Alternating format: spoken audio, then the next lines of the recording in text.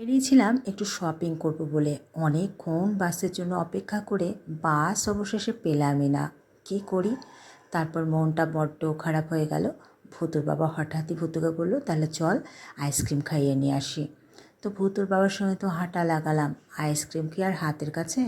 অনেকটা রাস্তা আইসক্রিমের দোকানে পৌঁছানোর জন্য। তো টোটো অটো তো সবই যাচ্ছিল। আমরা আবার ভাবলাম, কেন বাবা বেকার খরচ। তো আমরা টোটোতে চড়লাম না, হেঁটেই চলতে শুরু করলাম। তারপরে অনেকটা হাঁটতে হাঁটতে হাঁটতে হাঁটতে অবশেষে কিন্তু আমরা চলে এসেছিলাম সেই দোকানের কাছে, আমাদের কল্যাণীর একটি নামকরা দোকান ভূষণচন্দ্র দে।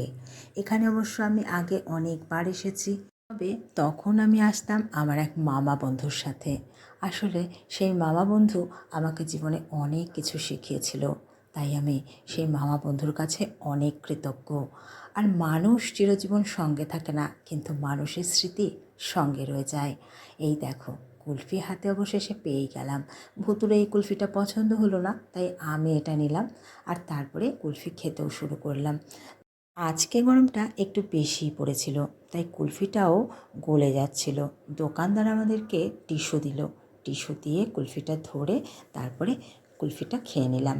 আর তারপরে হাত টাত পরিষ্কার করে বেরিয়ে পড়লাম দোকান থেকে আবারও বাড়ির পথে। তো দেখো, আমরা তো ছুটছি। শপিং করতে না পেরে মনটা ভীষণই খারাপ হয়ে গিয়েছিল, কিন্তু কুলফি খেয়ে একটু মনটা ভালো হলো।